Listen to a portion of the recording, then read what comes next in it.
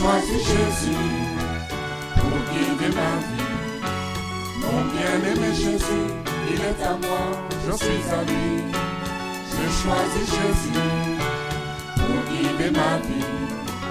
Mon bien-aimé Jésus, il est à moi, je suis à lui. J'ai choisi Jésus pour guider ma vie.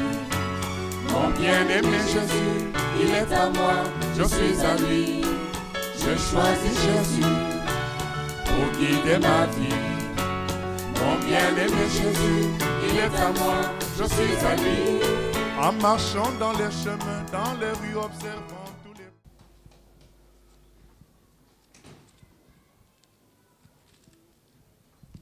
les... Esdras au chapitre 1er.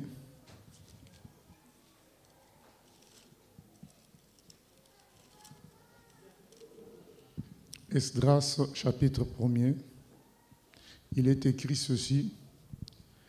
La première année de Cyrus, roi de Perse, afin que s'accomplisse la parole de l'Éternel prononcée par la bouche de Jérémie, l'Éternel réveilla l'esprit de Cyrus, roi de Perse, qui fit faire de vive voix et par écrit cette publication dans tout son royaume.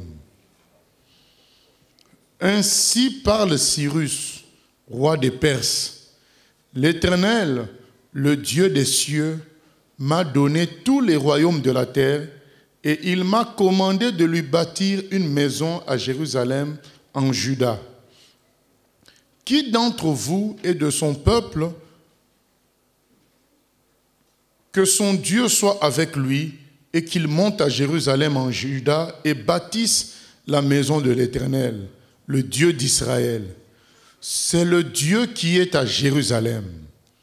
Dans tout lieu où séjournent des restes du peuple de l'Éternel, les gens du lieu leur donneront de l'argent, de l'or, des effets et du bétail avec des offrandes volontaires pour la maison de Dieu qui est à Jérusalem. Les chefs de famille de Juda et de Benjamin, les sacrificateurs et les Lévites, tous ceux dont Dieu réveilla l'esprit, se levèrent pour aller bâtir la maison de l'Éternel à Jérusalem. Nous lisons aussi dans le livre de Joël au chapitre 2, à partir du verset 28. Après cela, je répandrai mon esprit sur toute chair. Vos fils et vos filles prophétiseront, vos vieillards auront des songes et vos jeunes gens des visions, même sur les serviteurs et sur les servantes. Dans ces jours-là, je répandrai mon esprit. Nous venons de lire Esdras et Joël. Joël nous dit que dans les derniers jours, Dieu répandra son esprit sur toute chair. Et dans Esdras, il est écrit au verset 1er, au chapitre 1er, l'Éternel réveilla l'esprit de Cyrus.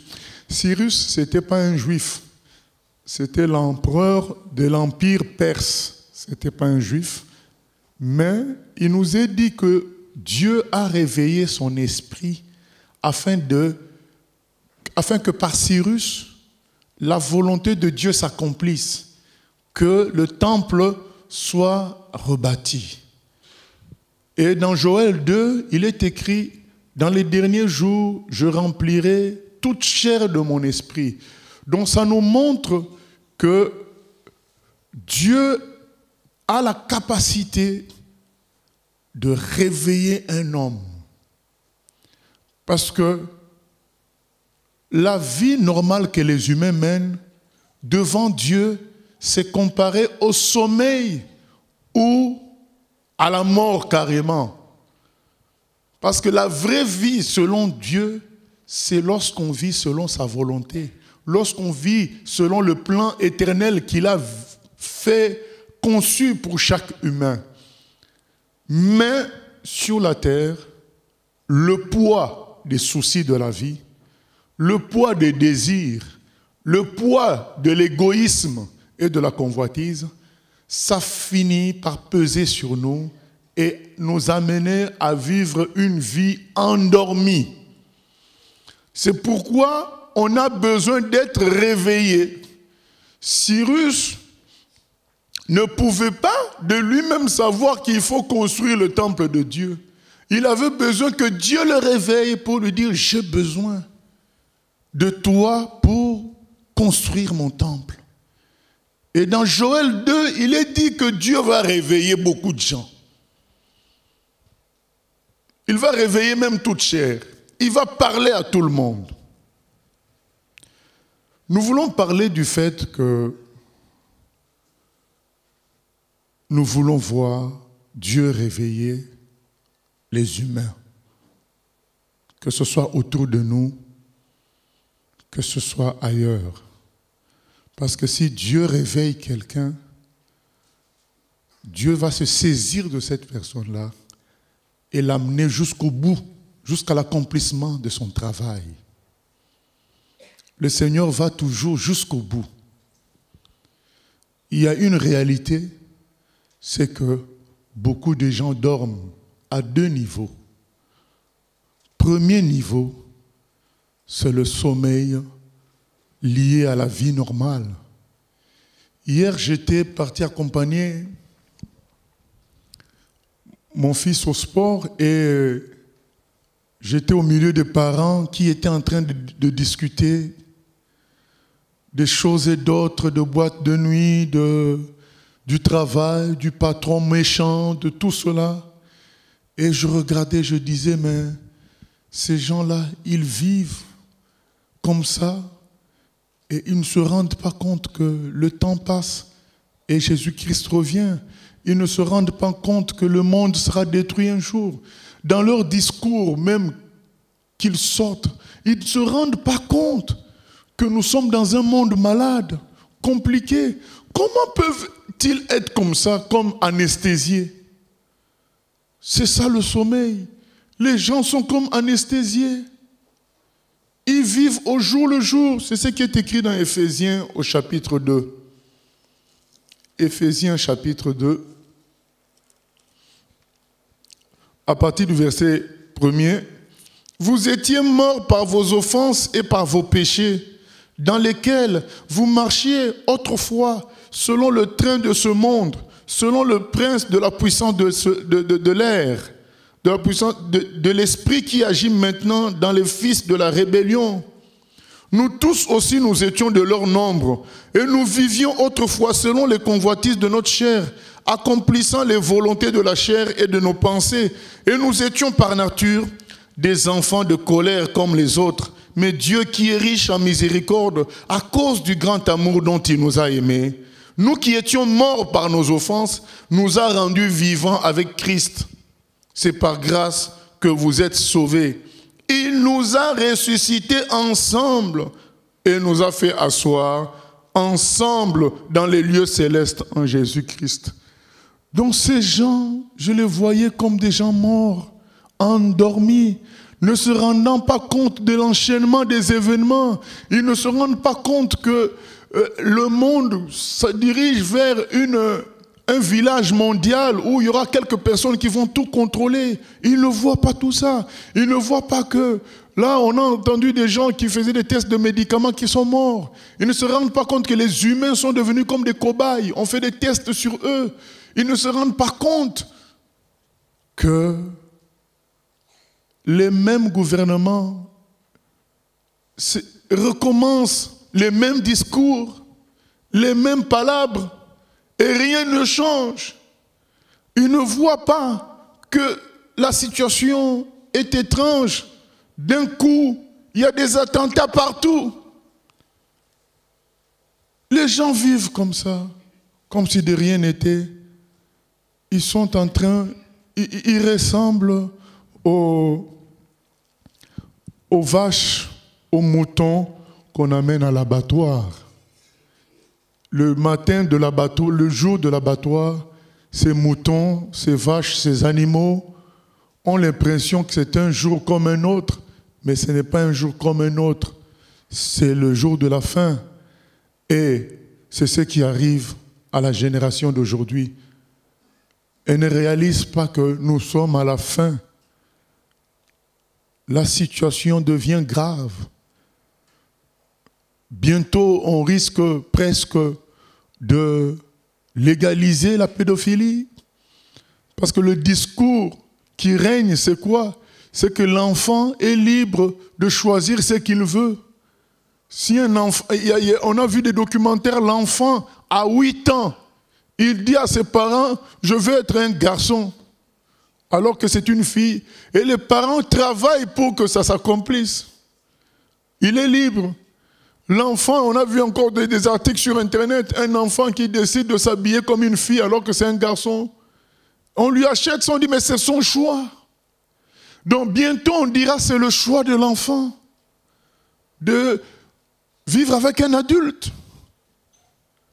Nous voyons tout ça autour de nous, mais les gens sont comme endormis.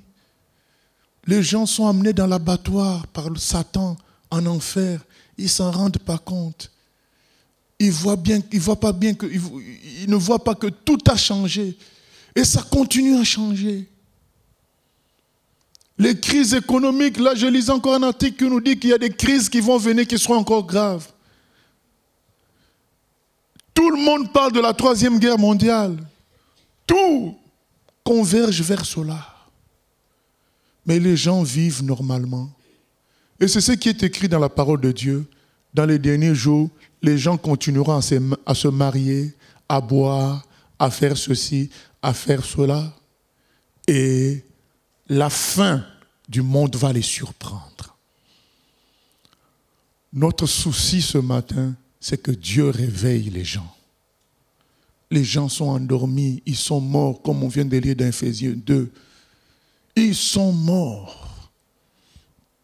Nous devons prier que celui qui a réveillé l'esprit de Cyrus réveille aussi les autres humains qui sont en train de mourir. Je voyais toutes ces personnes. Quand je suis les infos, je vois toutes ces personnes. Quand on voit au mois de janvier combien de stars sont mortes, combien de vedettes. Mais quand les autres voient ça, ils ne comprennent pas que la vie d'un homme, c'est rien du tout. Quand on entend ces gens-là qui ont été même parfois anoblis, on leur a donné des titres par des rois. Ils ont été décorés par des présidents. Mais quand ils meurent comme ça, est-ce que les gens ne réfléchissent pas pour dire, mais non, mais c'est ce que nous, on est, nous les humains. Des gens qui pouvons atteindre le sommet de la montagne et mourir comme ça après, comme un animal. Comme c'est écrit dans le psaume 49. Mourir comme des animaux. Mais les gens ne réfléchissent pas à ça. Lorsqu'ils voient tous ces riches qui, à cause d'une crise, tombent et se suicident, mais est-ce qu'on ne peut pas réfléchir en ce moment-là? Nous avons besoin de prier pour que les gens soient réveillés par Dieu. Puisque ce texte nous montre que c'est Dieu qui a réveillé l'esprit de Cyrus. Ce texte de Joël 2, 28 nous montre que Dieu répandra son esprit sur toute chair. Il va réveiller. Mais il faut comprendre, parce que quand Dieu a réveillé l'esprit de Cyrus, il nous a dit que c'était en fonction d'une prophétie faite dans le livre de Jérémie. Et les lecteurs de la Bible savent que dans Daniel au chapitre 9, Daniel s'est mis dans la prière pendant longtemps afin que Dieu accomplisse cette prophétie qui est dans le livre de Jérémie. Et nous avons la prophétie de Joël 2, 28. Nous avons la promesse de 1 Timothée 2, 4 à 5. Il est dit que Dieu veut que tous les hommes soient sauvés et arrivent à la connaissance de la vérité. Nous avons toutes ces promesses. Est-ce que nous n'allons pas faire comme Daniel? Commencez à prier pour que Dieu réveille tous ceux qui dorment comme ça, qui s'en vont pas à pas en enfer. Le Seigneur veut nous interpeller sur le fait que nous avons une responsabilité, celle de le laisser d'abord nous réveiller nous-mêmes et ensuite nous mettre au travail pour réveiller les autres. Les signes sont là. Il y a des gens qui mangent et dorment comme d'habitude. Je vous l'ai dit, l'animal, le jour de l'abattoir, il croit que c'est un jour comme tout un autre. Parce qu'il ne connaît pas le langage des hommes.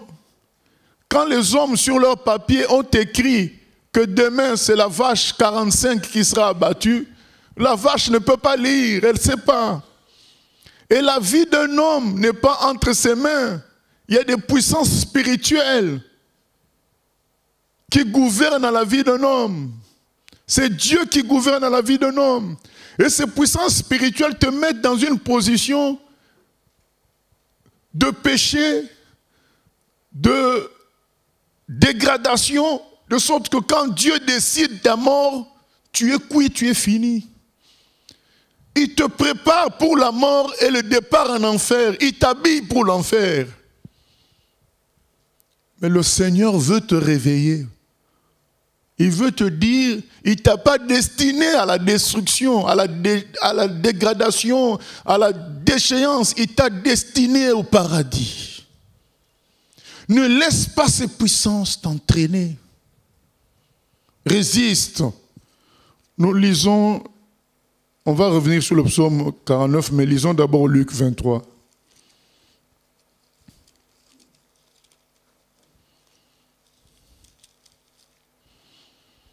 Luc 23, à partir du verset 39. L'un des malfaiteurs crucifiés l'injuriait, disant, « N'es-tu pas le Christ? Sauve-toi toi-même et sauve-nous. » Mais l'autre le reprenait et disait, « Ne crains-tu pas Dieu, toi qui subis la même condamnation? Pour nous, c'est justice, car nous recevons ce qu'ont mérité nos crimes. Mais celui-ci n'a rien fait de mal. » Et il dit à Jésus, « Souviens-toi de moi quand tu viendras dans ton règne. » Jésus lui répondit, « Je te le dis en vérité, aujourd'hui tu seras avec moi dans le paradis. » Amen. Il y avait deux malfaiteurs qui ont vécu toute leur vie dans le sommeil, qui ont vécu toute leur vie dans la mort. Ils se retrouvent crucifiés à côté de Jésus. Et il y a un qui préfère, dans son orgueil, de continuer à dormir. Il continue à dormir, il continue à être en sommeil, il continue dans sa mort à critiquer Jésus alors que lui-même il est crucifié. Mais celui qui était à côté, de l'autre côté, Dieu le réveille. Il le réveille. Il lui fait comprendre sa propre situation. Parce que le premier réveil, la première partie du réveil, c'est que Dieu va te faire comprendre ta propre situation. C'est ça qui est écrit dans Jean 16. L'Esprit Saint convaincra le monde de péché, de justice et de jugement. Dieu va t'éclairer sur ta propre situation. La situation présente et la situation à venir. Il te montre, mais qui es-tu? Regarde comment tu es coincé de part et d'autre. Quand je regarde les beaux bâtiments qui sont en France, les parcs, je dis, mais les humains ont réussi à faire tout ça, mais ils n'arrivent pas à éteindre la crise économique. Quand je vois les richesses qu'il y a en Russie, vous savez, la Russie est un pays qui est immensement riche.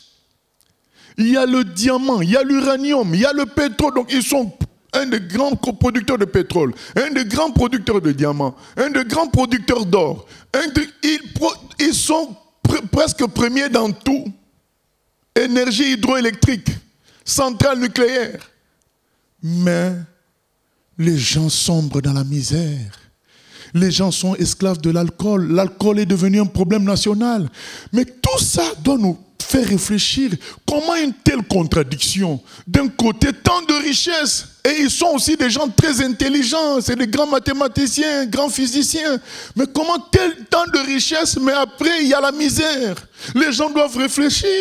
Quand on regarde la beauté de nos espaces ici, on se dit, mais pourquoi malgré tout, il y a la misère, il y a des SDF, il y a des gens qui s'entretuent. Avant-hier, il y a des jeunes qui sont morts en se cognant sur un arbre à 100 km/h dans un tronçon de 50 km/h. On se dit, mais pourquoi telle beauté, telle force? Et finalement finir sur un arbre.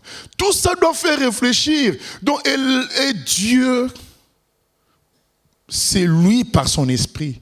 Et c'est lui par ses serviteurs. C'est lui par ses enfants qui va réveiller les autres pour dire, mais réveillez-vous, regardez.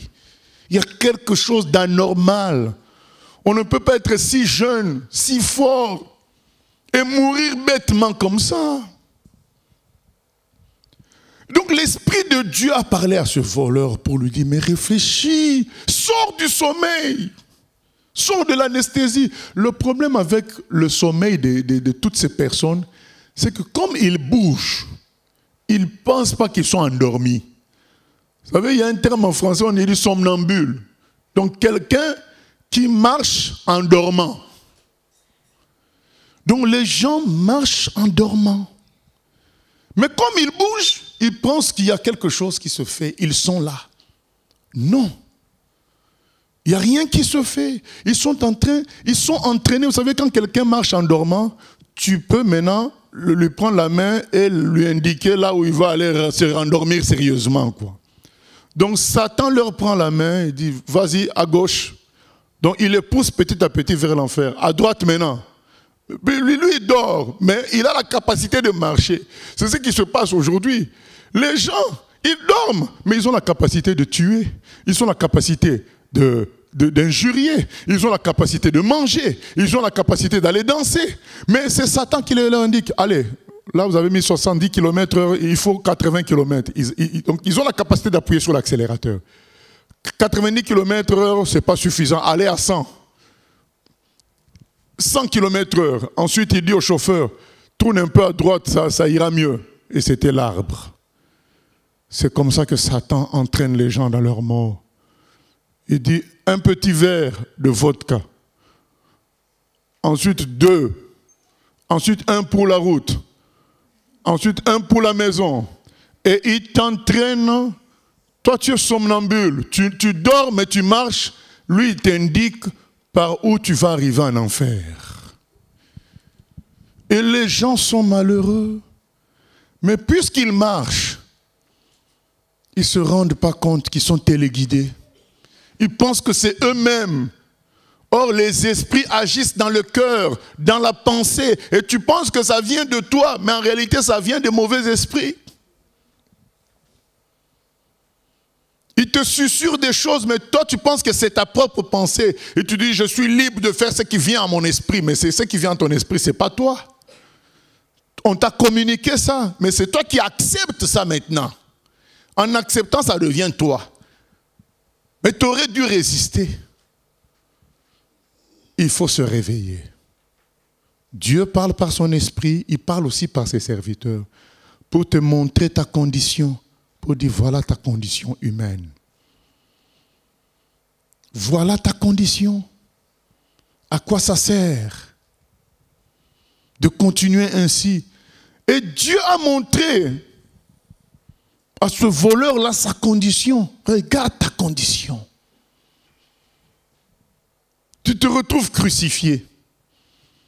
Mais il a continué à critiquer. L'autre, on lui a montré sa condition. Il a dit, mais c'est vrai, c'est vrai. Qu'ai-je à critiquer comme mon voisin voleur? Qu'ai-je à critiquer cet homme qui n'a rien fait de mal? J'ai assez fait de mal comme ça toute ma vie. Est-ce que je dois continuer même à la croix à faire du mal? Comme on voit des gens de 82 ans, de 75 ans, de 78 ans, continuer à vouloir faire toujours du mal, mais C'est surtout ça que ça me dépasse quand j'entends qu'un pasteur qui a 72 ans, 73 ans, il a encore fait il a volé l'argent. Mais tu dis, mais à cet âge-là, tu continues encore à vouloir faire du mal. À un moment donné, il faut dire, mais toute ma vie, j'ai été endormi.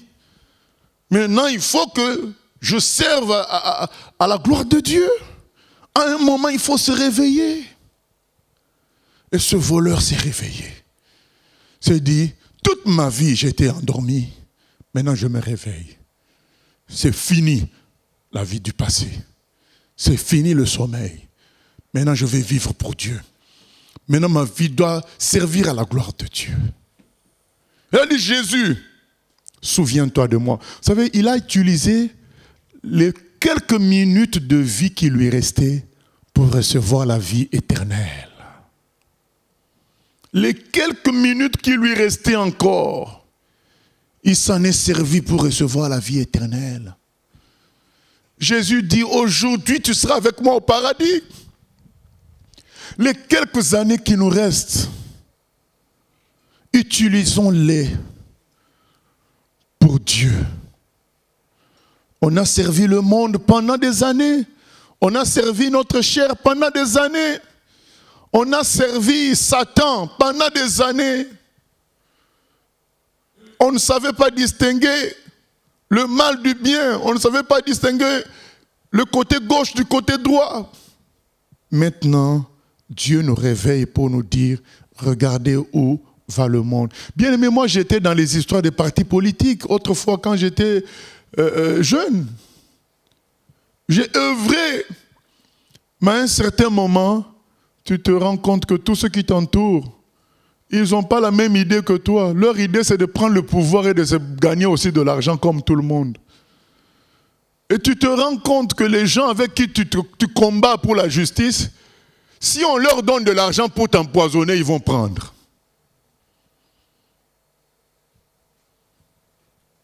Tout ce que fait l'homme pour chercher à transformer la terre en paradis, c'est vain. Depuis combien de temps les gens ne font pas de traités de paix? Mais il y a toujours les guerres et les bruits de guerre. Vous savez, le budget qui augmente chaque année, c'est quel budget? C'est le budget du ministère de la Défense. Dans tous les pays du monde, ce budget-là augmente toujours. Alors qu'on sort toutes sortes de traités de paix, toutes sortes de conférences de paix, mais le budget des armées augmente toujours. Parce que tout cela est vain. Dieu nous montre par là que la terre est appelée à la destruction. Il nous montre par là que ça ne finira pas. Parce qu'il y a le péché sur la terre, il y a la destruction sur la terre. Le salut se trouve en croyant en Jésus pour aller au ciel. Vivre là où le mal ne peut pas arriver. C'est ça le salut. Le salut ne se trouve pas ici sur la terre. Il faut que le Seigneur ouvre les yeux des gens pour comprendre ça. Et nous devons y contribuer, que les gens comprennent qu'il n'y a pas de solution. Je connais même un philosophe chanteur qui avait dit qu'il n'y a pas de solution. Lui, au moins, il a reconnu qu'il n'y avait pas de solution, mais il a proposé sa solution à lui, c'était la destruction totale. Voilà. Mais c'est une forme de solution. Si vous voulez que la guerre finisse, que tout cela finisse, ben on détruit tout comme ça, il n'y a plus rien. Mais il avait bien vu qu'il n'y a pas de solution. D'ailleurs, le titre, c'est « Il n'y a pas de solution ». Donc, je vous propose ma solution. Mais Dieu nous propose sa solution. Croire en lui, recevoir la vie éternelle et aller au ciel. Et il nous dit, sur terre, la seule solution qui reste, c'est la destruction. Alors, je veux vous sauver de cette destruction et que ceux qui ne veulent pas de mon salut subissent la destruction. Il n'y a pas d'autre solution, c'est la destruction. Mais avant la destruction, Dieu veut enlever les siens. Dieu veut sauver le maximum de personnes. Et il veut que tu fasses partie de ces gens-là. Il y avait deux personnes à côté de Jésus. Il y a une personne qui est partie au ciel. L'autre a subi la destruction. Il est parti en enfer. Dieu veut que tu ailles au ciel. Il veut te réveiller. Bien-aimés, nous devons prier pour que Dieu réveille les humains. Que Dieu répande son esprit et que les humains soient réveillés. C'est triste l'enfer, c'est dur l'enfer, c'est la souffrance. Et même, sans parler de l'enfer, c'est dur la terre. Même pour celui qui est milliardaire, c'est dur. Parce qu'avec ses milliards, il ne peut pas allonger sa vie. Avec ses milliards, il ne peut pas guérir du cancer. On a 3 morts successives au mois de janvier. Cancer, cancer, cancer. Cancer de gorge, cancer de la langue, des cancers qu'on entend seulement dans les journaux télévisés. Et il y a des pauvres parfois en Chine qui atteignent 100 ans sans cancer et qui meurent de mort naturelle. Mais là, tous ces milliardaires, ces millionnaires, on connaît celui, il est mort même à 50 quelques, le monsieur de iPhone. Il n'a même pas atteint 60 ans. Tu meurs milliardaire. C'est une souffrance même d'être milliardaire sur terre. Parce qu'il y a plein de problèmes que tu n'arrives pas à résoudre. Dieu nous propose de regarder la réalité en face. Parce qu'il y a même des chrétiens qui se laissent avoir, qui veulent faire de la terre leur paradis, qui veulent embellir la terre pour être le plus fort, le plus beau, le plus heureux, avec tout ce qu'il faut, et qui oublient Dieu petit à petit, qui sont dans le sommeil. Dieu veut nous réveiller pour dire, regardez la réalité en face. Est-ce que tu es plus riche que David Bowie qui vient de mourir à 69 ans? Est-ce que tu es plus riche que lui? Est-ce que tu as eu plus de femmes que lui? Est-ce que tu as eu plus de succès que lui? Regarde la réalité en face. Le pasteur économiste, je ne sais pas si je dois l'appeler pasteur, Miles Monroe, les gens qui aimaient l'argent, qui prêchaient l'argent au lieu de prêcher Jésus. Il est mort bêtement dans un accident d'avion, il avait un jet privé. Est-ce que tu es plus riche que lui? Lui, il avait un jet privé. Qui dit jet privé, dit pilote privé, dit hôtesse privée, steward privé, mécanicien. Tu payes tout ce monde, c'est à toi. Est-ce que toi, tu es plus riche que lui? Mais regarde comment il est mort, bêtement. L'avion qui a atterrissé, qui cogne un engin de construction. Cet homme-là a passé son temps à prêcher sur l'argent. Il a passé son temps à prêcher sur le fait que nous avions des potentiels. Au lieu de prêcher la puissance de Dieu, lui, il prêche le potentiel de l'homme. L'homme n'est rien. La Bible dit dans Ésaïe 2, 22, l'homme n'est qu'un souffle. Il n'est rien du tout. C'est ce qui est écrit. Qui est l'homme? Il n'a qu'un souffle. Et je voyais dernièrement sur YouTube, quelques semaines avant sa mort, on lui a fait un anniversaire en Afrique du Sud. Et tous les pasteurs étaient là. Il y a un pasteur, excusez-moi, mais un pasteur gabonais qui était là en train de dire, Pasteur Moreau, nous venons te célébrer. Célébrer un homme! Voilà. Lui, il était là en train de sourire. Nous venons te célébrer. Tu as transformé ma vie. J'ai écouté une cassette. Et bon, à un moment, je viens te confier le drapeau du Gabon. Donc il lui donnait le drapeau. En symbole, on veut t'inviter dans notre pays. Et maintenant, ils se sont levés pour donner le drapeau. Le faux pasteur commence à prophétiser à l'autre faux pasteur. Tu vas vivre beaucoup d'années, mais il est mort dans quelques semaines. Voilà. Tu vas vivre beaucoup d'années. Bien-aimé, on est obligé de dénoncer ça au nom de Jésus. Parce que ça mène les gens en enfer. Moi, je ne peux pas être content de voir quelqu'un en enfer. Il dit, mais tu vas vivre beaucoup d'années, tu es un grand, tu es un homme que Dieu... Voilà, tu vas vivre beaucoup d'années. 4 semaines ou 3 semaines après, accident d'avion, il meurt. Bien-aimé, on ne peut pas être d'accord avec ce qui amène les gens en enfer. L'amour pour l'argent. Mais tu vas faire quoi maintenant quand tu fais cet accident-là? Pendant que l'accident arrive, ton compte bancaire, j'ai des millions, mais les millions là vont faire quoi? L'avion est en train d'exploser. C'est ça la réalité. Vous savez, ça vient comme un flash. Hein? Ça vient très vite. Toute ta vie vient très vite dans la tête. Tu vas faire quoi avec tout ça? Quand ces jeunes-là cognent l'arbre, ça vient très vite. Mais ta force de jeûne, ça va faire quoi? Réveillons-nous, bien-aimés. N'acceptons plus ce qui amène les gens en enfer. Jésus a trop souffert pour le salut de l'homme. Prions et avertissons les gens de sortir de l'endormissement. Et nous avons des promesses, des prophéties qui nous montrent que Dieu lui-même va réveiller. Parce qu'il faut que Dieu réveille. Quand Dieu te réveille, tu es quelqu'un de nouveau. L'esprit te saisit, il commence à t'entraîner. Même quand tu es fatigué, l'esprit est là, il te renouvelle. Et je voulais parler en deuxième partie du réveil du chrétien. Le chrétien qui ne prend pas conscience que nous sommes du ciel.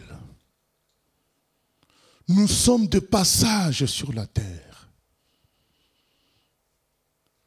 Nous sommes du ciel. Si tu oublies ça, tu vas sortir à côté tu vas sortir de la volonté de Dieu. Nous devons construire notre éternité. Le Seigneur dit dans Matthieu 6, amasser des trésors au ciel. Il nous l'a dit clairement. Ce n'est pas une image. C'est Dieu lui-même qui nous dit, amassez des trésors au ciel. Construisez votre habitation au ciel. La terre passera. Il y a des gens qui ont des parents qui sont morts. Ma mère est morte. Les choses de la terre passeront. Beaucoup de chrétiens sont dans l'inertie aujourd'hui, sont dans le sommeil. Dans la distraction.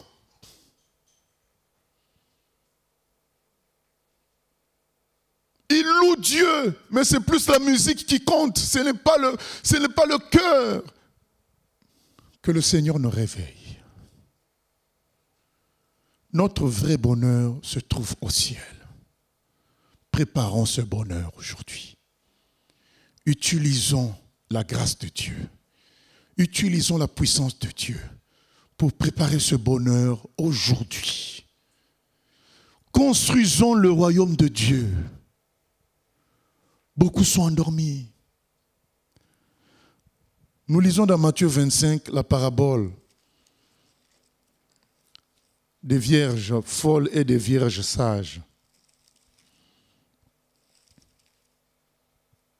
Alors le royaume des cieux, Matthieu 25, sera semblable à 10 vierges qui, ayant pris leur lampe, allèrent à la rencontre de l'époux. 5 d'entre elles étaient folles et 5 sages. Les folles, en prenant leur lampe, ne prirent point d'huile avec elles, mais les sages prirent avec leur lampe de l'huile dans des vases. Comme l'époux tardait, toutes s'assoupirent et s'endormirent. Au milieu de la nuit, on cria, « Voici l'époux, allez à sa rencontre. » Alors toutes ces vierges se réveillèrent et préparèrent leurs lampes. Les folles dirent aux sages, « Donnez-nous de votre huile, car nos lampes s'éteignent. » Les sages répondirent, « Non, il n'y en aurait pas assez pour nous et pour vous. Allez plutôt chez ceux qui en vendent et achetez-en pour vous. » Pendant qu'elles allaient en acheter, l'époux arriva. Celles qui étaient prêtes entrèrent avec lui dans la salle des noces, et la porte fut fermée. Plus tard, les autres vierges vinrent et dirent, « Seigneur, Seigneur, ouvre-nous. » Mais il répondit, « Je vous le dis en vérité, je ne vous connais pas. » Conseil du Seigneur, verset 13, « Veillez donc, puisque vous ne savez ni le jour ni l'heure. » Veillez donc. 5 vierges folles, 5 vierges sages. Mais toutes sont des vierges. Ça veut dire que c'est des gens qui ont été purifiés par Dieu. C'est des gens de Dieu. C'est ça l'image. Mais il y en a qui sont folles, il y en a qui sont sages. C'est de cela qu'on est en train de parler. Il y a des chrétiens qui sont dans une certaine folie parce qu'ils ont oublié que nous sommes du ciel. Et à cause de ça, les persécutions qui vont venir vont les amener à parfois renier le Seigneur, parfois à faire marche arrière, parfois à faire des compromis graves.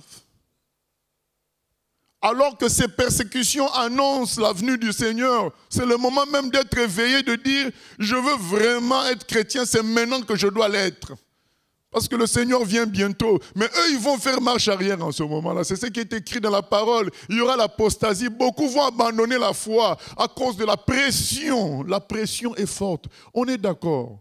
Personne ne nie la puissance de la pression. Et on le disait même les autres jours, les jours précédents. Aujourd'hui, ce qui est mal, c'est ce qu'on dit qu'il est bien. Et ce qui est bien, on commence à l'appeler mal.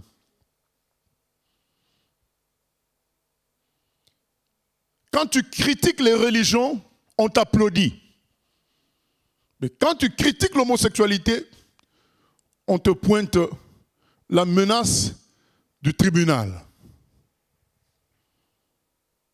Ce qui est mal est devenu bien maintenant.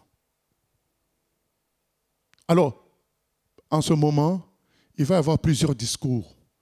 Des gens qui vont dire « Ah, mais non, il faut se calmer, il faut s'adapter à notre époque. » Non. La vérité de la Bible ne bougera jamais. La parole de Dieu, c'est elle qui sauve. C'est clair. Je n'ai jamais vu quelqu'un dire, on lui dit le médicament efficace qui va te guérir, c'est celui-ci. Je n'ai jamais vu quelqu'un dire, bon, comme ce n'est pas sucré, essayons de diminuer la force du médicament. Il va dire, non, non, moi je vais être guéri le plus vite. Ce qui nous amène le plus vite au ciel, c'est la parole de Dieu. Ce qui nous guérit, c'est la parole de Dieu. Ce n'est pas le compromis. J'ai vu même sur Internet, il y a 3 religieux, je crois, il y a un rabbin, peut-être un imam, et puis un prêtre catholique, je crois, qui réclame, qui collecte des fonds pour construire une église, ils appellent ça église, hein, enfin un bâtiment commun de culte en Allemagne. Et aujourd'hui, l'Allemagne est devenue, ce que nous avons vu lors d'un documentaire, c'est devenu vraiment, Berlin est devenu les portes de l'enfer, parce que vous savez qu'il y a les portes de Babylone qui étaient appelées autrefois les portes de l'enfer à cause des dragons qui étaient dessinés, des animaux de l'enfer qui étaient dessinés sur ces portes. On les considérait comme des portes de l'enfer. Ben, ces portes ont été retrouvées par les chercheurs allemands. Ils les ont transportées pour les poser à Berlin. Et nous connaissons aussi le temple de Pergame, dont le Seigneur dit que c'est là où vit, c'est là où se trouve le trône de Satan dans les lettres d'Apocalypse. Ce temple de Pergame a été déraciné, transplanté pour être amené en Allemagne, à Berlin toujours. Et l'Allemagne devient le centre de la déchéance humaine. Dernièrement, j'entendais aux infos qu'ils ont fait des frais tout compris. Tu payes 50 €, tu as la nourriture. Donc, au lieu d'aller au McDo manger ou bien dans un restaurant avec 50 € manger, non, avec 50 €, tu as la nourriture et on te donne des prostituées avec. Et ils ont dit que nous avons fait ça pour les gens qui n'ont pas beaucoup d'argent. Comme ça, ils peuvent se faire des petites fêtes personnelles. Tout ça, c'est à Berlin, en Allemagne. C'est le centre diabolique aujourd'hui. Et ce bâtiment-là, ils veulent faire ça encore là-bas. Parce qu'ils ont la puissance financière, ils se permettent tout. Et ils veulent que tout le monde suive. Et beaucoup de chrétiens commencent à avoir des discours comme ça de tolérance. Parce qu'ils n'ont pas envie de la guerre. Mais nous sommes en guerre, nous les enfants de Dieu. Il est écrit dans Jérémie 48, « Maudit quiconque retire son épée du carnage ». Nous sommes en guerre contre les forces des ténèbres. Nous devons dénoncer leurs œuvres. Et il y a beaucoup de chrétiens aujourd'hui qui disent, bas la terre, calmons-nous un peu. Non, bien-aimés, nous sommes de passage. Dieu nous a laissés sur terre pour faire son œuvre. Il n'a pas laissé sur terre, nous a pas laissés sur terre pour construire des châteaux en Espagne. Il nous a laissés sur terre pour annoncer la bonne nouvelle. Avertir les gens que la fin s'approche, que chacun vienne à Jésus. Pas que chacun vienne dans notre église. Chacun vienne à Jésus, parce que c'est Jésus qui sauve. C'est Jésus qui transforme. C'est pourquoi le Seigneur nous a laissés. Et beaucoup de chrétiens aujourd'hui s'endorment. Ils vivent tranquillement. Ils ont oublié que nous sommes de passage. Nous ne demandons pas à tout le monde d'aller prendre le micro et de prêcher. Nous ne demandons pas à tout le monde d'aller à la télévision et parler de Dieu. Mais tout commence par la prise de conscience. Nous sommes sur terre. Alors que rien ne va, les gens sont en train de, comme des somnambules, on les amène en enfer par le diable. Et nous regardons. Ah non! Au minimum, ce qu'il faut faire, c'est ça. Mon thème aujourd'hui. Au minimum, commencer à prier. Au minimum, dire au Seigneur, je suis disposé à ce que tu m'utilises pour parler aux gens. Parce qu'il est écrit, la foi vient de ce qu'on entend. Ce qu'on entend vient de la parole de Dieu. Au minimum, on dit, Seigneur, je suis là. Sers-toi de moi. Je ne peux pas supporter de voir les gens qui sont entraînés comme des somnambules en enfer. Et ces chrétiens-là qui sont en train de dormir, c'est des vierges folles. Vous savez que notre force vient aussi de l'obéissance à Dieu. Notre force vient aussi de l'accomplissement de notre mission. Plus tu es dans l'accomplissement de la mission que Dieu a mise dans ton cœur, plus tu es fort pour résister au péché, résister au diable, résister aux tentations. Plus tu es dans la volonté de Dieu pour le servir, plus tu résistes aussi. Parce qu'en servant le Seigneur te donne la force. Et cette force va te servir pour tout le reste. Beaucoup oublient ça. De sorte que, en restant spectateur de ce qui se passe autour de nous, dans notre famille, on ne prie pas, on ne lutte pas dans la prière. On ne prend pas des décisions. Vous savez, de manifestation de ce qu'est Dieu. Quand on est avec les membres de nos familles, on se comporte comme juste des humains normaux. On ne se comporte plus comme des chrétiens. Tout ça pour avoir la paix humaine. On leur ferme ainsi la porte du paradis. Alors qu'on devrait toujours se comporter comme chrétiens pour qu'ils continuent à comprendre qu'il y a une différence, pour qu'ils continuent à comprendre que Dieu les appelle. Mais nous, quand on se retrouve en famille, on oublie tout.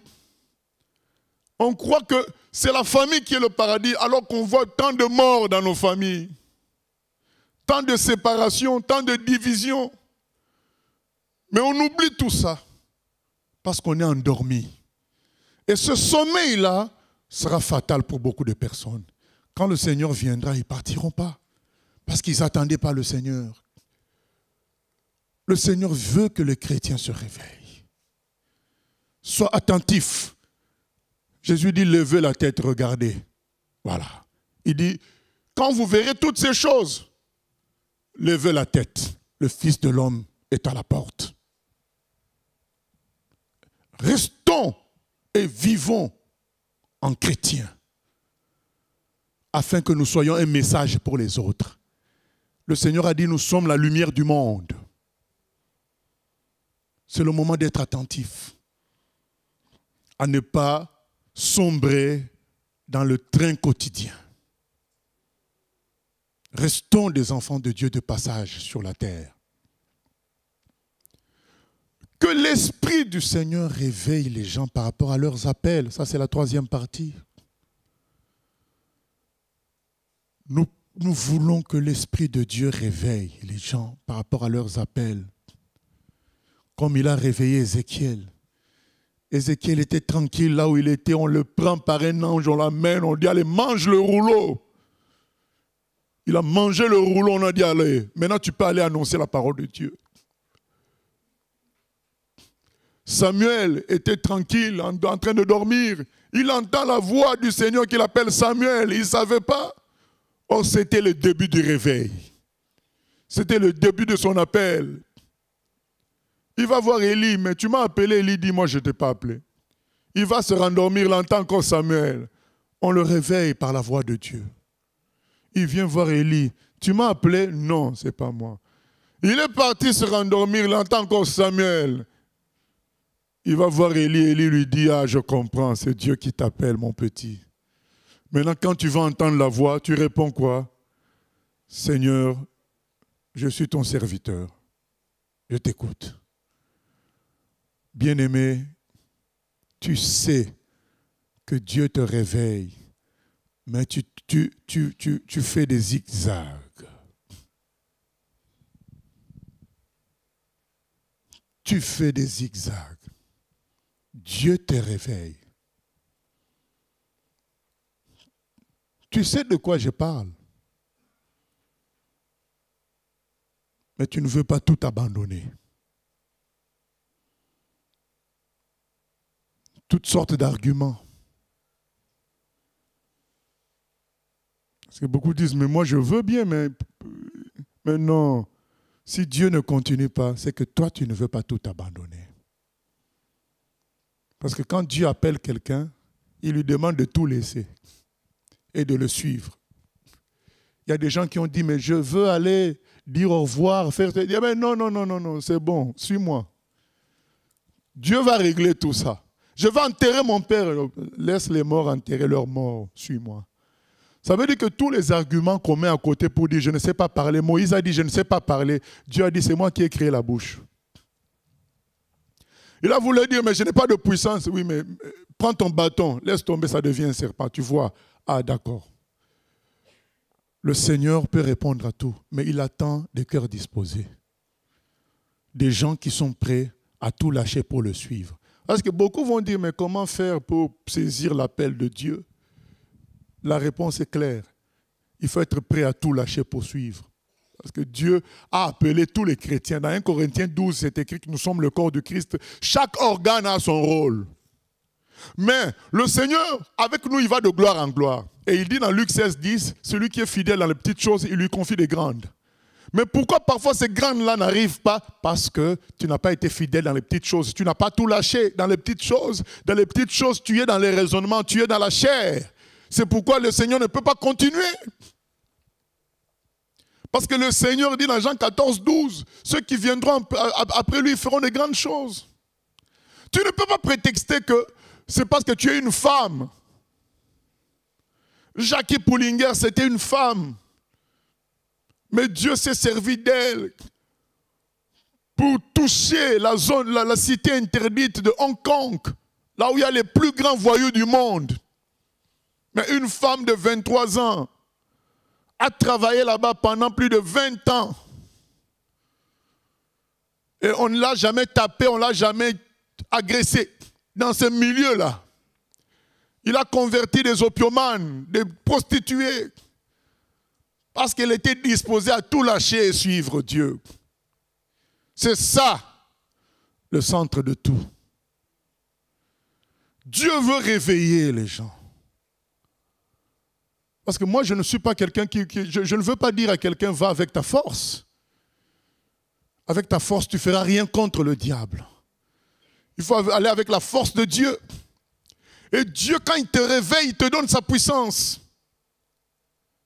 et rien ne te résistera. Il a dit à Josué, hein, nul ne tiendra devant toi. Il a dit à Josué, nul ne tiendra devant toi. Parce que c'est moi qui t'ai réveillé. Le Seigneur veut réveiller. Il veut te pointer. Il te met le doigt comme ça. Il dit, toi, suis-moi. C'est ce qu'il te demande. Sois prêt à tout lâcher. À lâcher les raisonnements humains. À lâcher les calculs humains. Il est écrit, Dieu a réveillé Esdras. Parce que certains vont dire, mais il me réveille, mais qui va m'aider? Mais quand il a réveillé Esdras, il a réveillé d'autres personnes. C'est écrit, on a lu dans Esdras 1. Il a réveillé Cyrus. Il a réveillé Esdras. Ensuite, il réveille les gens qui vont aider Esdras à faire le travail. Donc, quand Dieu te réveille, il va réveiller d'autres pour t'aider. Tu ne peux pas se dire, ah, mais je suis tout seul. Non, non, non, non, non. Alors, si tu es tout seul, commence à prier que Dieu réveille les autres. Dans sa bonté et dans sa puissance. Il est tout puissant. Il veut réveiller. Il veut se saisir d'un homme et d'une femme. De tous. Mais soyons prêts à tout lâcher. Soyons prêts à lâcher même notre propre vie. Comme le frère Paul le dit. Je ne fais plus aucun cas de ma vie. Actes des Apôtres, chapitre 20, verset 24. Je ne fais plus aucun cas plutôt 24, 16. Je ne fais plus aucun cas de ma vie. On va lire ça, Actes des Apôtres.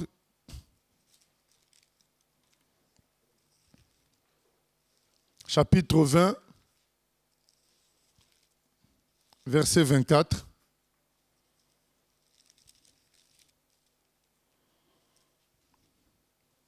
Mais je ne fais pour moi-même aucun cas de ma vie, comme si elle m'était précieuse, pourvu que j'accomplisse ma course avec joie et le ministère que j'ai reçu du Seigneur Jésus, d'annoncer la bonne nouvelle de la grâce de Dieu. Je ne fais plus aucun cas de ma vie, pourvu que j'accomplisse la mission de Dieu. Et c'est comme ça. C'est cet état d'esprit que le Seigneur attend pour réveiller. Et quand le Seigneur va te réveiller, bien-aimé, tu réaliseras que le Saint-Esprit existe.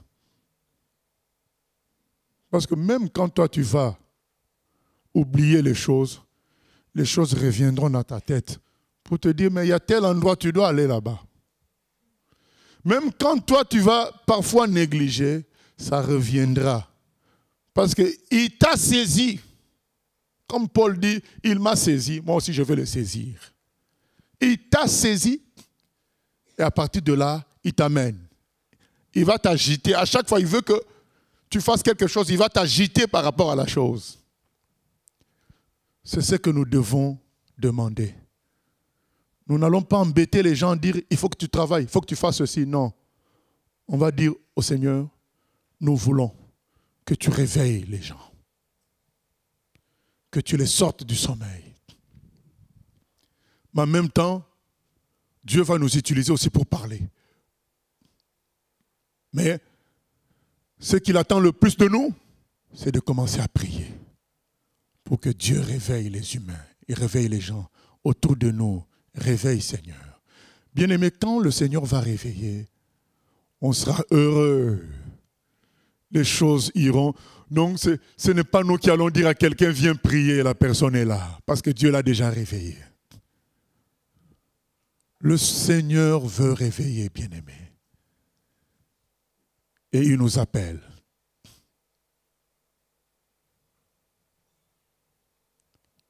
Nous devons accepter de tout lâcher et nous mettre au service du Seigneur. Dans Ésaïe 62, il y a une autre catégorie de personnes. On les appelle les intercesseurs, les gardiens, les sentinelles. Et elle dit, J'ai placé des sentinelles qui vont crier à Dieu jour et nuit. Ésaïe 62. Jour et nuit, jusqu'à ce qu'il rétablisse Jérusalem dans sa gloire.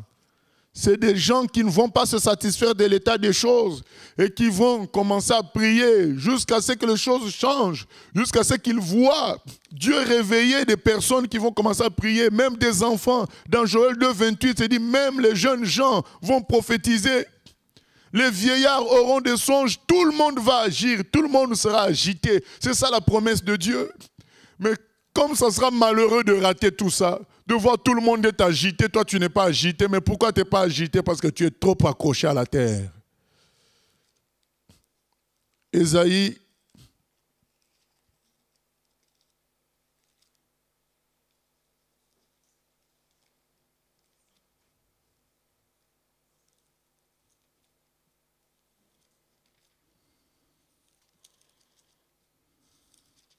nous lisons dans Ésaïe 6.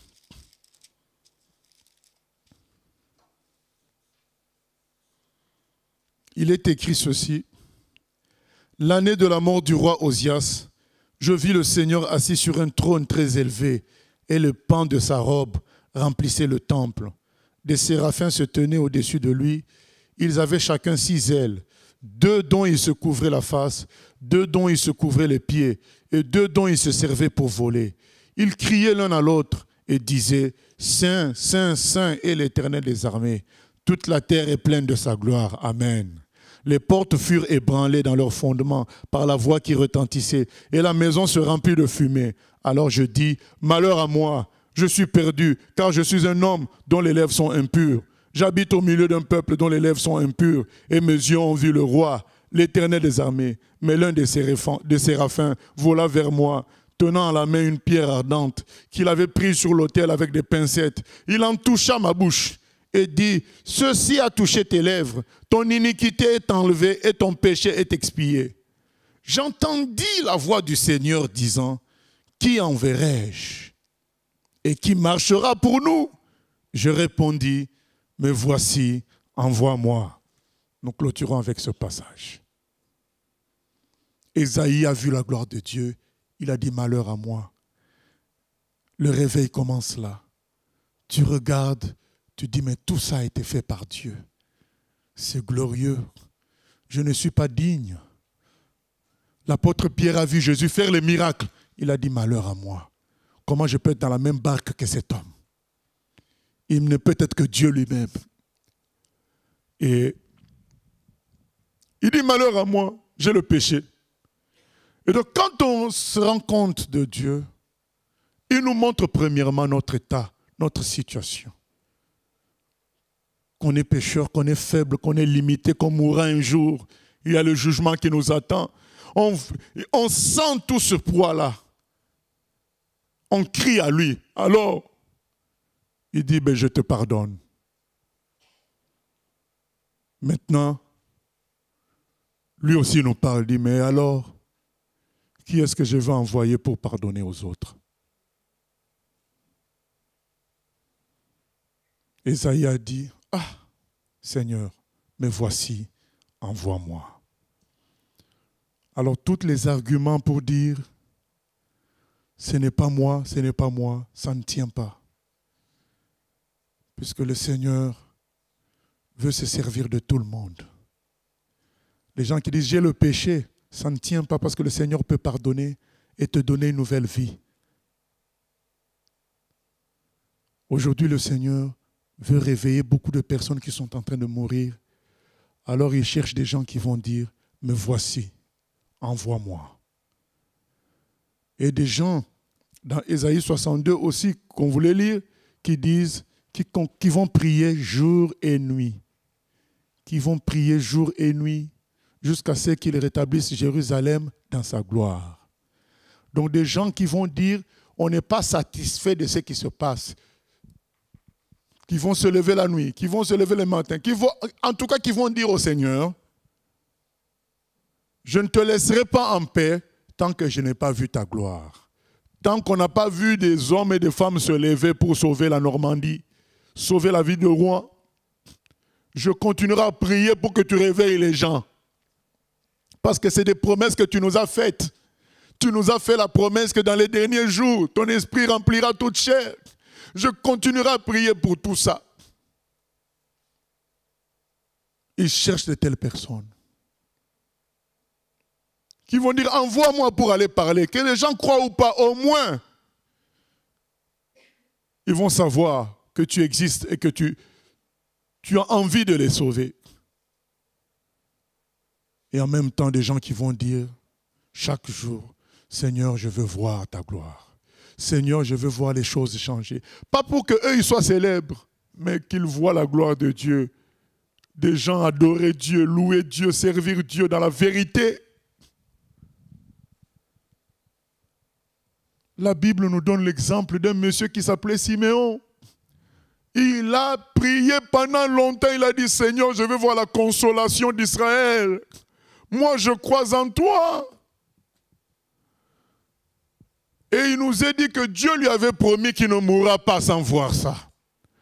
S'il a promis ça à Siméon qui était déjà vieux, qu'il ne mourra pas sans voir sa gloire, la consolation d'Israël, mais à combien plus forte raison, toi, change de mentalité, accepte que nous sommes de passage et vis pour le ciel. Et attends-toi à ce que Dieu t'appelle. Attends-toi à ce que Dieu te réveille. Au nom de Jésus-Christ. Amen. La voix du Seigneur m'appelle, prends ta croix et viens, suis-moi. Je réponds, Sauveur fidèle, me voici, je suis à toi. La voix du Seigneur m'appelle, prends ta croix et viens, suis-moi. Je réponds, Sauveur fidèle, me voici, je suis à toi.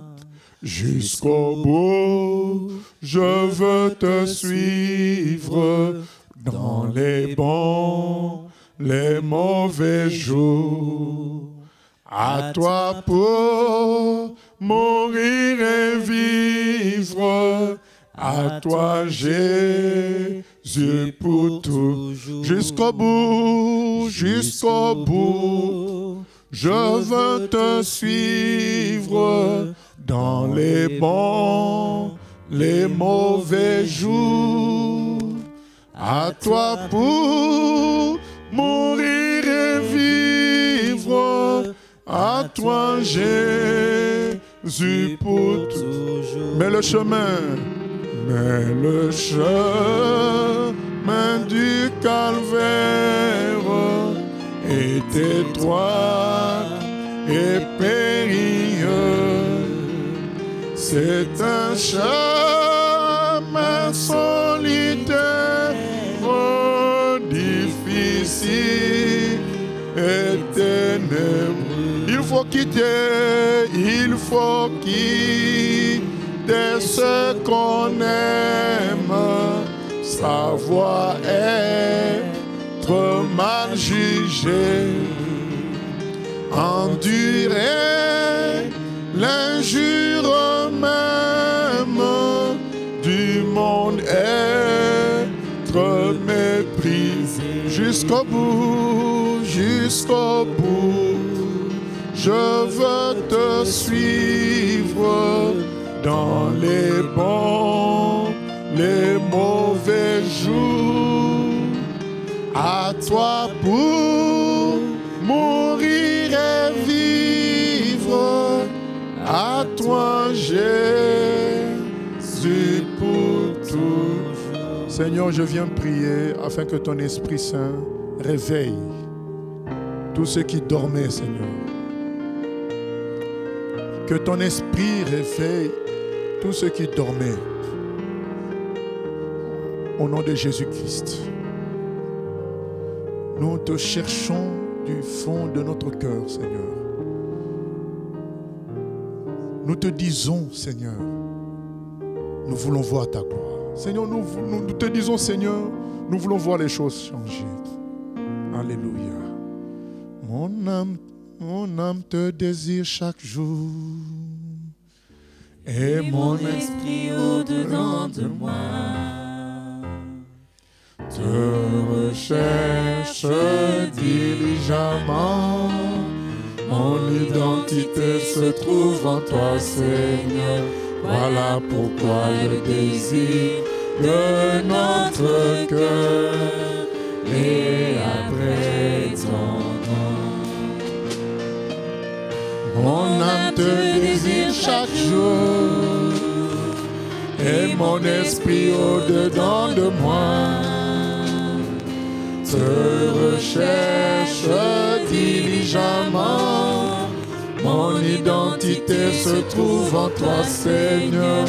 Voilà pourquoi le désir de notre cœur est après ton nom. Mon âme te désire chaque jour, et mon esprit au-dedans de moi. Mon esprit te recherche diligemment. Mon identité se trouve en toi, Seigneur.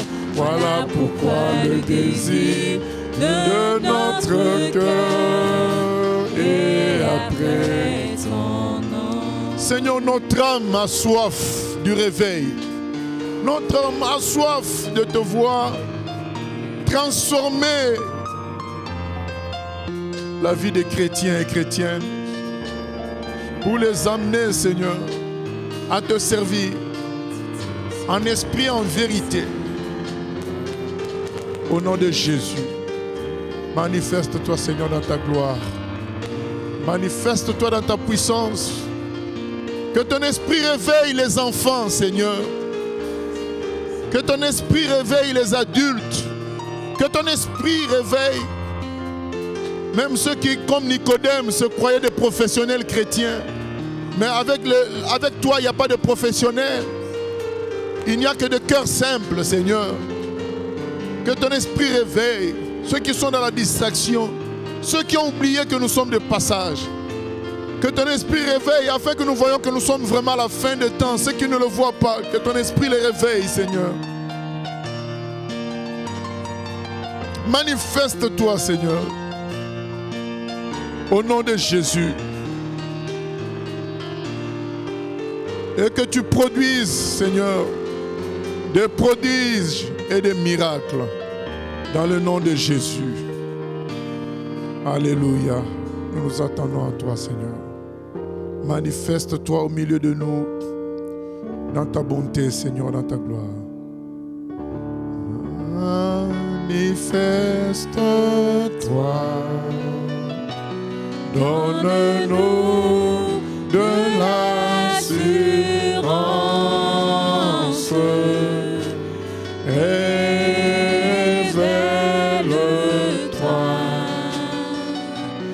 Remplis-nous de ta présence.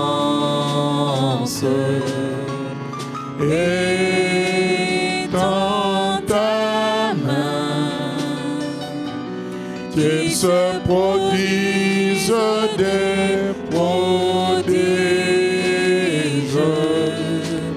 par le nom de Jésus-Christ, des guérisons et des signes. Seigneur, manifeste-toi. Que le désert soit inondé de fleuves d'eau vive, Seigneur. Bien-aimé, il ne s'agit pas de me regarder prier. Tu pries dans ton cœur pour ton propre cas. Seigneur, manifeste-toi. Que nous puissions voir la consolation des enfants de Dieu. Que nous puissions voir ta consolation dans nos familles. Seigneur, manifeste-toi. Que nous puissions voir des gens qui vont te travailler pour toi. Sans une logique de gain financier, Seigneur. Manifeste-toi afin que nous voyions des gens résister, proclamer clairement ce qu'est le mal, ce qu'est le bien. quitte à aller en prison, Seigneur. Au nom de Jésus, manifeste-toi. Nous nous attendons à toi. Viens régner au milieu de nous, viens régner dans le cœur. Réveille ceux qui dormaient, Seigneur. Réveille ceux qui dormaient au nom de Jésus. Réveille ceux qui croient même être éveillés alors qu'ils dorment, Seigneur. Ton esprit peut le faire au nom de Jésus.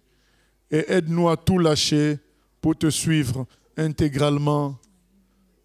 Aide-nous, Seigneur, à venir à tes pieds, dire, Seigneur, change-moi, transforme-moi, Seigneur.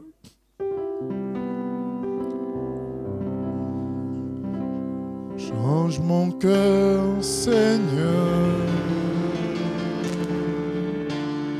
et purifie-moi.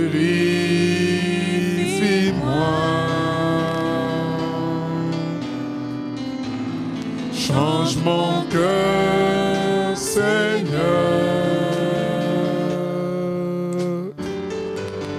que je sois comme toi.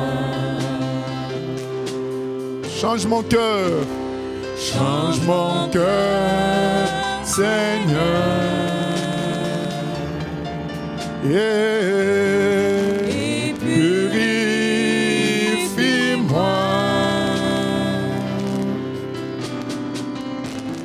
Change mon cœur, Seigneur.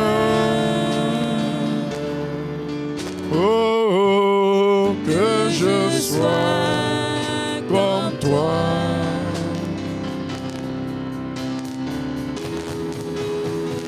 Jésus, tu es le potier. Je suis l'argile.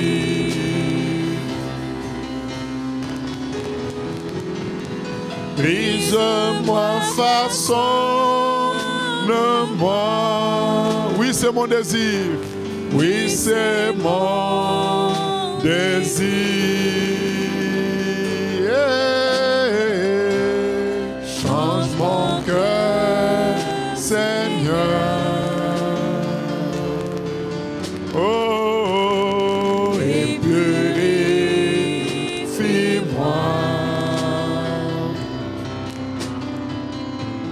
Change mon cœur, Seigneur. Oh, que je sois comme toi. À toi la gloire, la louange, Seigneur. Merci de changer nos cœurs. Que nous soyons branchés au ciel. Que nous soyons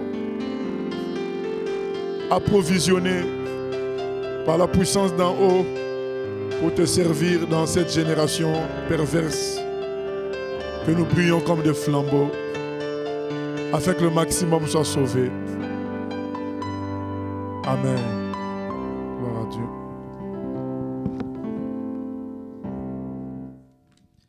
Avant de passer We're going to read in the book of Esdras.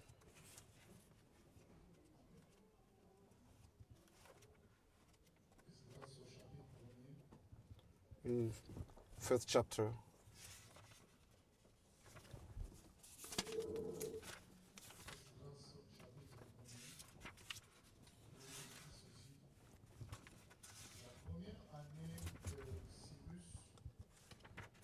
Ezra chapter 1.